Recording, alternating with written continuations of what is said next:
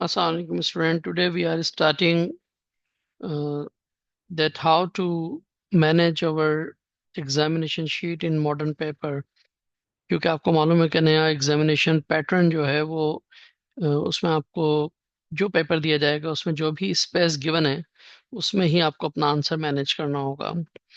तो for example today we will learn about how to manage your long answer for section C on e-sheet. तो देखते हैं इसको इंशाल्लाह ताला. तो सबसे पहले आप ये देखिए कि ये ई शीट है किस तरह से. ये ई शीट जो है जारी की गई थी पिछले साल 2024 में.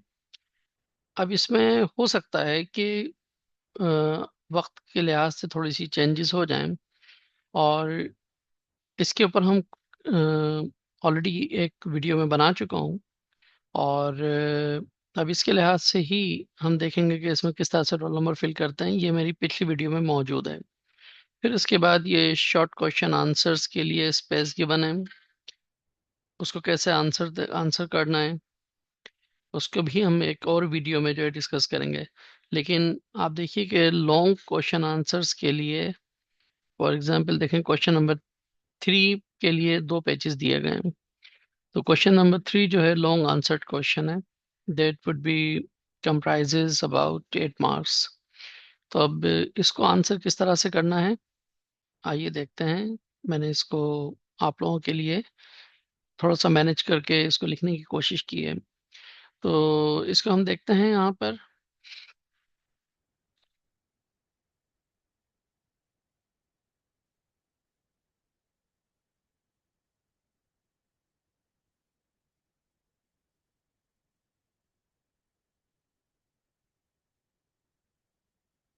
ओके. तो यहाँ पर आपको स्क्रीन पर यकीनन नज़र आ रहा है डाल्टन्स लॉ. और इसका क्वेश्चन क्या है, सपोज करें ये आपकी बुक के बैक साइड पे मौजूद है कि state and explain Dalton's law of partial pressure, give practical application of Dalton's law, and this question is of 8 marks. So how to manage this answer? See here, what should we write first? जैसा कि हम अपने manual method में भी जो कि हम prevailing method था उसमें भी हम क्या करते थे कि मैन हेडिंग और फिर मैन हेडिंग के बाद एक साइड हेडिंग. तो आप बिल्कुल इसको यूज़ कर सकते हैं अभी भी, लेकिन अपनी स्पेस को मैनेज करना है. ये नहीं कि जैसा कि माजी में हमारे असातिज़ा बताया करते थे कि जनाब उसके बाद एक लाइन छोड़ दीजिए ताकि आंसर और वाजे हो जाए. वो बात अपनी जगह दुरुस्त थी, लेकिन अब क्या है कि उसको हम इस तरह से मैनेज कर सकते हैं कि हेडिंग कैपिटल लेटर में आपने यहाँ पे सेंटर में एक वन यूज कर लिया, यानी कि मैन हेडिंग डेल्टन्स लॉ, और फिर यहाँ पे स्टेटमेंट. तो साथ साथ हम डेल्टन्स लॉ भी स्टडी करते चलते हैं. तो what is Dalton's law? The statement of the Dalton law, as in the question it was asked to state, so a statement must be written if two or more non-reactive gases, यानी जो आपस में react ना करती हों, are confined in a vessel, the total pressure exerted by these gases is equal to the sum of their partial pressure. Partial pressure क्या है? Partial pressure is the pressure of an individual gas exerted in a mixture, and when it is kept in the same condition it will exert the same pressure individually. So if you want to incorporate the definition of partial pressure, you can do it, but not required here. Mathematical expression. Now you have to consider a practical assumptions that consider three non-reactive gases A, B, and C, or you can write any two gases. It's up to you. So consider three non-reactive gases A, B, and C are enclosed in a vessel at constant temperature. Now अब देखेंगे यहाँ पे दो चीजें constant हो गई. एक तो कांस्टेंट टेम्परेचर उन्होंने मेंशन कर दिया है, और दूसरी बात हमने क्या लिखा है कि इन अ वेसल. तो इसका मतलब है वेसल का भी जो वॉल्यूम है वो तीनों के लिए कांस्टेंट हो गया है. At this condition, partial pressure of gases are represented as PA, PB, and PC respectively. Thus, the total pressure, that is PT, can be expressed as PT is equal to PA plus PB plus PC. You can say that it is equation number 1, or you can write it as it is. Now see the explanation. It was the mathematical expression. Now the explanation. Suppose three non-reactive gases A, B, and C are enclosed in three separate vessels of equal volume. अब देखें यहाँ पे जैसे कि मैंने आपसे कहा था कि पार्शियल प्रेशर जो है गैस जो मिक्सचर में उन कंडीशंस पर एग्जर्ट कर रही है उस गिवन वॉल्यूम में, तो अगर वही वॉल्यूम और वही कंडीशन उसे इंडिविजुअली भी प्रोवाइड की जाएंगी तब भी वही प्रेशर रहेगा, जिसको हम पार्शियल प्रेशर कहते हैं. So suppose three non-reactive gases A, B, and C are enclosed in three separate vessels, not in a single vessel, but first to check for verifying the law, we put them separately of equal volume, यानी container of the equal volume, vessel of the equal volume at constant temperature. अब वो volume कुछ भी हो सकता है, that volume could be 1 decimeter cube or any other. Let the pressure exerted by the gas A is PA. अब definitely वो gas कोई ना कोई प्रेशर एक्सर्ट कर रही होगी. यहाँ पे हमने उसको पी ए कह दिया. It could be, for example P A could be 0.7 atmosphere, कोई सी भी यूनिट में ले लीजिए. लेकिन बहरहाल हम तो आंसर को मैनेज कर रहे हैं, साथ साथ मैं आपको एक्सप्लेन भी कर रहा हूँ कि how to answer the answer this question. So let the pressure exerted by gas A is PA and gas B is PB and for gas C it is PC. अब यहाँ पे जो भी प्रेशर था, सपोज करें P A का ये था, पीबी का 0.2 एटमॉस्फेयर था और पीसी का प्रेशर 0.1 एटमॉस्फेयर था. Now transfer all these gases, यानी इनिशियली आपने इनको तीन सेपरेट कंटेनर्स के अंदर जो है इनकॉर्पोरेट किया था, and now these are put together in a same in a container of the same volume. यानी पहले ये तीन अलग अलग कंटेनर में थे. अब इनको आपने क्या किया, इन तीनों को सेम कंटेनर में जिसका वॉल्यूम सेम है, यानी अगर इन सबका वॉल्यूम 1 डीएम क्यूब था तो फिर इसका वॉल्यूम भी 1 डीएम क्यूब हो. तो मेरे बनाने में यहाँ पे डायग्राम के साइज में फर्क है. तो यहाँ पर तीन डिफरेंट टाइप्स की गैसेज हैं. सपोज करें कि पी ए जो है रेक्टेंगल से शो कर देते हैं, पीबी को स्क्वायर से शो कर देते हैं, और पीसी को जो है सर्कल से शो कर देते हैं. तो यहाँ पे ये डिफरेंट गैसेज हैं. ठीक है, तीन चार आपने एक रिप्रेजेंटेशन शो कर दी, काफी है. तो आपने क्या किया, suppose three non reactive gases A B and C are enclosed in these separate vessels of equal volume at constant temperature. Let the pressure exerted by gas A is PA, PB and PC. आप यहाँ पे pressure भी incorporate कर सकते हैं, लेकिन वो याद रखना और उसके लिए कंफ्यूजन हो सकती है, इसलिए आप बस सिंबल यूज कीजिए. Now transfer all these gases in another container. इन तीनों को हमने क्या किया, एक सेपरेट कंटेनर में जिसका वॉल्यूम सेम है उसमें रख दिया. So now transfer all three gases into another container of same volume and note the pressure. अब इसका टोटल प्रेशर नोट कर लीजिए. The sum of the partial pressure of all the gases in the given mixture will be the total pressure. यानी आप इसको किसी भी instrument से मेजर कर लीजिए तो इसका प्रेशर वही आएगा जो इनका सम है. तो यानी कि अगर इनका सम देखा जाए तो 0.7, 0.2 and 0.11 1.0. So it would be 1.0 when you will measure in a container of the same volume when they are mixed together. तो यानी इस तरह से हमने इसको एक्सप्लेनेशन कह लें या इसको प्रूफ कह लीजिए। लेकिन अब यह है कि इनका आपस में क्या रिलेशन है, यानी कि टोटल प्रेशर के साथ क्या रिलेशन और जनरल गैस इक्वेशन के साथ इसका रिलेशन क्या है, उसको भी हम डिस्कस करते हैं। क्योंकि अल्टीमेटली हमें जो उसकी जनरल प्रॉपर्टीज हैं वो तो जनरल गैस लॉ या जनरल गैस इक्वेशन से ही डिटरमाइन करना होंगी।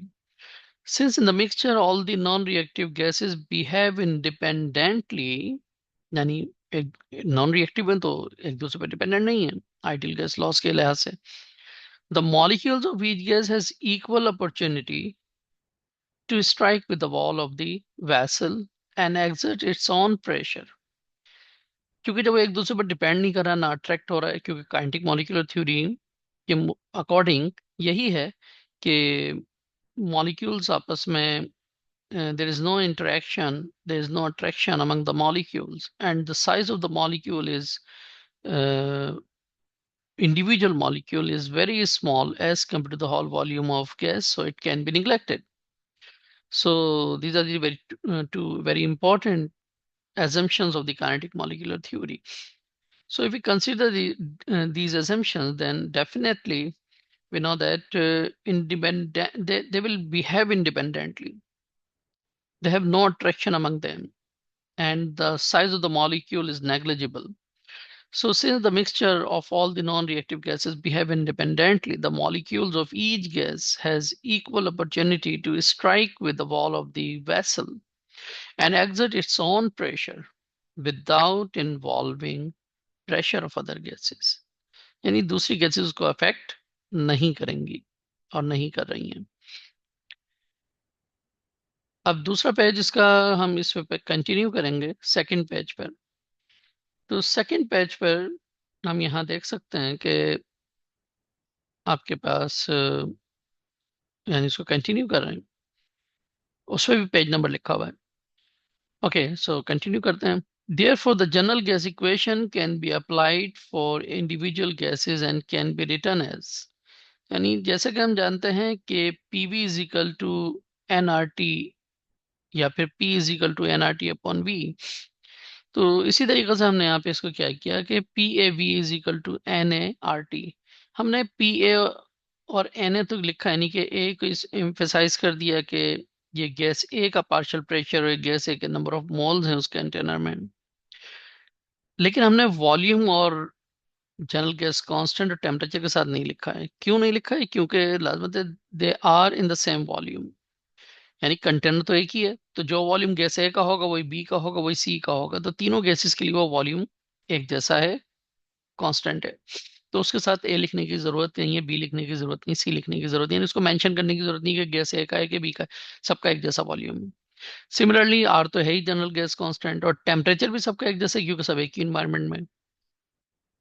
So therefore, general gas equation can be applied for individual gases and can be written as PAV is equal to NART, PB is equal to NBRT, PCV is equal to NCRT, और इसी को अगर हम जो pressure को separate करें तो फिर ये हो जाएगा NART अपॉन B। और हमें मालूम है कि RT अपॉन V यहाँ पर कांस्टेंट है तमाम गैसेस के लिए। Since RT and B are constant here, so equation 1, 2 and 3 can be written like this. PA is directly proportional to Na, क्योंकि जब हम साइन ऑफ प्रोपोर्शनलिटी रिमूव करेंगे तो after removing the sign of proportionality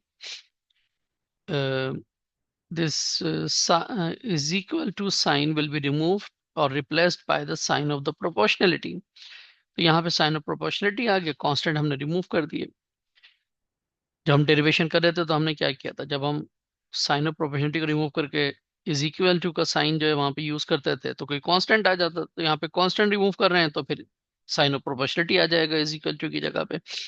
तो बहरहाल ये तीनों equation 1, 2 and 3 these can be converted as PA is directly proportional to number of moles of A, PB is directly proportional to number of moles of gas B, and PC is directly proportional to number of moles of gas C। So indirectly we can say, we can conclude from this law that pressure is directly proportional to number of moles. It means when you increase the number of moles of the gas, it will exert more pressure. When you decrease, it will exert lesser pressure. So similarly, for the mixture of gas, general gas equation can be written as PTV is equal to NTRT, और इसको हम PT is equal to NTRT upon V भी कर सकते हैं. हमने इसको equation number 4 नाम दे दिया. अब हम यहाँ पे देखते हैं मोल फ्रैक्शन. देखिए मोल फ्रैक्शन होता क्या है कि अगर यहाँ पे जैसे कि 3 गैसेस हैं, तो अगर हम किसी इंडिविजुअल गैस का मोल फ्रैक्शन निकालना चाहते हैं, for example for mole fraction of A, तो हम क्या लिखेंगे यहाँ पे, number of moles of A लिखेंगे और इसको डिवाइड कर देंगे टोटल नंबर ऑफ मोल से. और टोटल नंबर ऑफ मोल्स क्या होंगे, number of moles of A plus number of moles of B plus number of moles of C, that is equal to total number of moles. यानी you can write it like this as well, Na upon Nt. और यही हमने यहाँ पे लिखा हुआ है. So the partial pressure and mole fraction. अब देखते हैं इसको, मोल फ्रैक्शन को किस तरीके से हम आगे इसको लेके चल रहे हैं. तो देखिए यहाँ पर मोल फ्रैक्शन के लिए हम फर्स्ट टाइम यानी कि जिस तरह से इक्वेशन 1 में कर रहे हैं, फर्स्ट इक्वेशन के साथ by dividing equation 1 by equation number 4. Equation number 4 हमारे पास इस वक्त ये है, PT is equal to NTRT upon V. तो अब देखें NT और Na तो डिफरेंट हैं, P और PT भी डिफरेंट है, लेकिन RT अपॉन V तो दोनों तरफ सेम है, तो इसको हम कैंसिल आउट कर सकते हैं. अगर इसको हम कैंसिल आउट कर दें, लाजमत सेम वैल्यू है, यानी सपोज करेंगे अगर इन सबका सम अप जो है 700 आता है, इन सबका भी सम अप जो है 700 आता है, तो 700 डिवाइड बाई 700 1 रहेगा वो, यानी कैंसिल आउट हो गया. सिंपल मैथमेटिक्स, बायोलॉजी वाले स्टूडेंट जरा ख्याल करें. तो अब देखिए P upon P T is equal to N A upon N T. तो ये N A upon N T क्या है, this is the mole fraction. तो हम इसको, इस इक्वेशन को अब यहाँ पे इसको इससे कंपेयर करें, यहाँ पर जो ये है, यानी इसका मतलब ये हो गया, the ratio of partial pressure of gas A to the total pressure of the mixture of the gases is equal to the mole fraction. Similarly, we can do the same work for gas B and gas C. तो यहाँ पे हो गया PB upon PT is equal to NB upon NT, और यहाँ हो गया PC upon PT is equal to NC upon NT. अब देखें हमारे पास जगह क्योंकि कम है, हमें इसी स्पेस में अपना आंसर को मैनेज करना है, तो हमने क्या किया, हमें मालूम है कि ये बिला वजह स्पेस जो है ऑक्युपाई करेगा, तो हमने इसको जो है यहाँ पे इसको दो पार्ट में डिवाइड कर दिया. और फिर आगे हमने इसको कंटिन्यू कर दिया कि N A upon N T, N B upon N T, N T upon N C are the mole fraction. तो इसी तरीके से हमने यहाँ पे इनके मोल फ्रैक्शन को यहाँ पे मेंशन कर दिया. तो यानी हम इसको आंसर को इस तरह से मैनेज कर सकते हैं.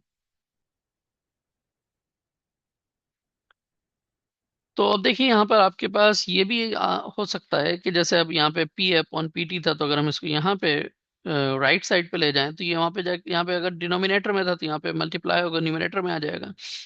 तो P is equal to X है into P T.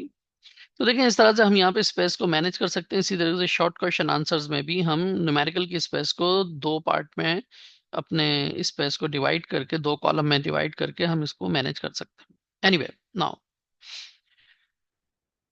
so these are the mole fractions of gas A, gas B, and gas C, and these are the further transformation of these equations.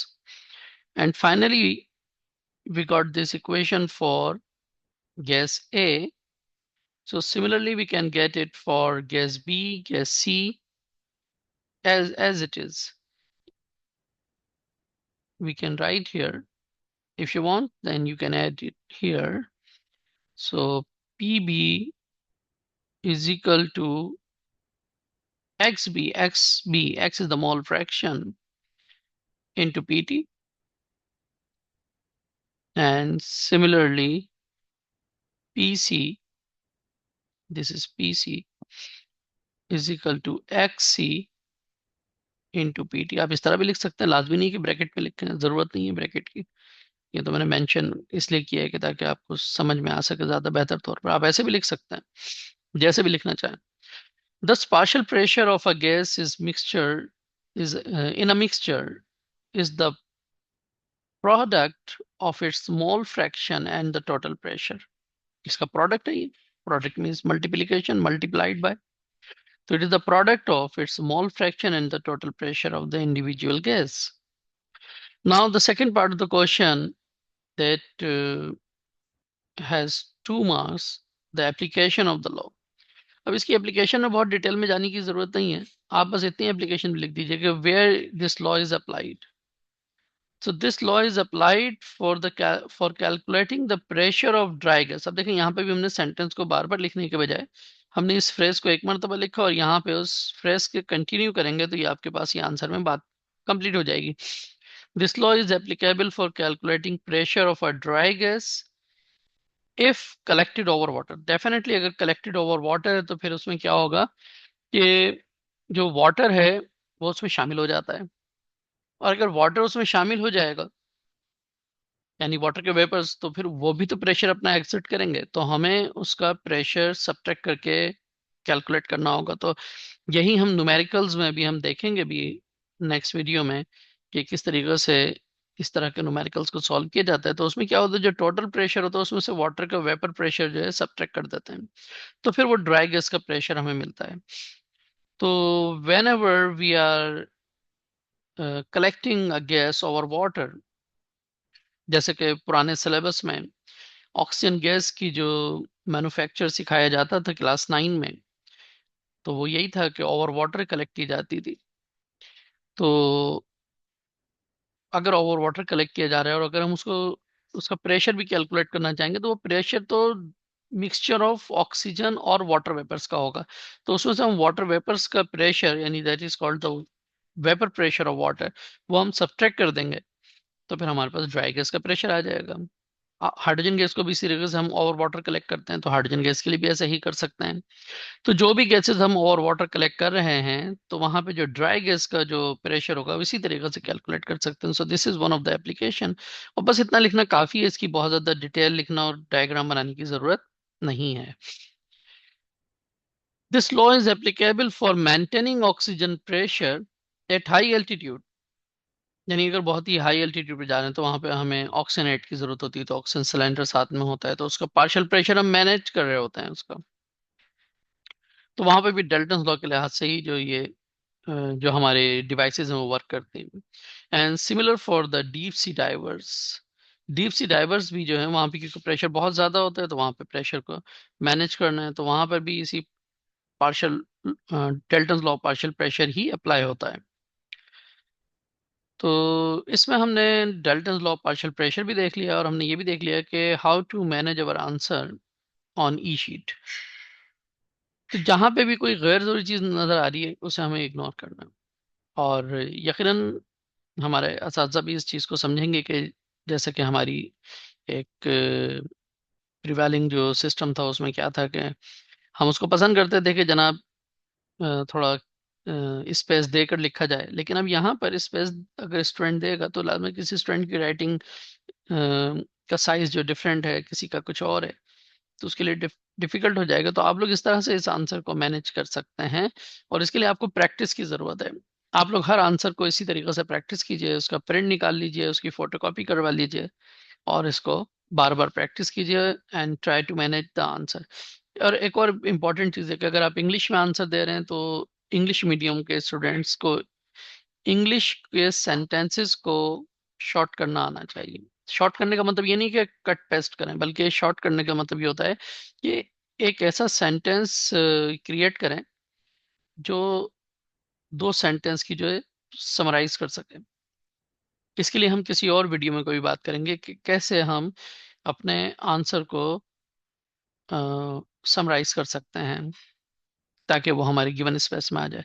तो sciences में ज़रूरत नहीं होती किसी भी दौर में कि आप जो है बहुत ज़्यादा लिखेंगे तो मार्क्स मिलेंगे, नहीं, उसकी रिक्वायरमेंट पूरी करना है. तो देखा हमारे इस क्वेश्चन की जो रिक्वायरमेंट थी, आपने देखा कि क्वेश्चन था हमारे पास कि what is state and explain Dalton's law of partial pressure, तो हमने स्टेट भी कर दिया, एक्सप्लेन भी कर दिया।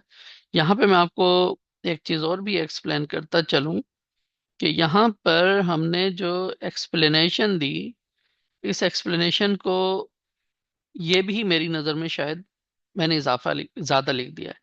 आप इसको कंबाइन कर सकते थे, यानी ये जो एक्सप्लेनेशन और मैथमेटिकल एक्सप्रेशन, इसको कंबाइन कर सकते थे। तो इसको कंबाइन करके भी लिखेंगे तब भी हमें आंसर पूरा मिलेगा, क्योंकि देखें मैथमेटिकल एक्सप्रेशन तो आ ही गई है हमारे पास। यहाँ पर ये P T is equal to P A plus P B plus P C. फिर दूसरा, इसको एक और तरह से मैनेज किया जा सकता था कि हमने यहाँ पर तीन गैसेस कंसीडर किए। आपसे किसी ने नहीं कहा कि आप तीन गैसेस से एक्सप्लेन करें, कहीं पे क्वेश्चन में ऐसा मेंशन नहीं है। आप दो गैसेस से मेंशन करें, बल्कि जो आपकी मौजूदा टेक्स्ट बुक है उसमें तो ये दो ही गैसेस से एक्सप्लेन किया गया है। आप दो गैसेस से एक्सप्लेन कर लीजिए, थोड़ी स्पेस और जो आपको मिल जाएगी। तो इस तरह से हम अपने आंसर को मैनेज कर सकते हैं। तो इंशाल्लाह ताला नेक्स्ट टाइम नेक्स्ट वीडियो के साथ और आपकी गाइडेंस के लिए दोबारा हाजिर होंगे। अल्लाह हाफिज।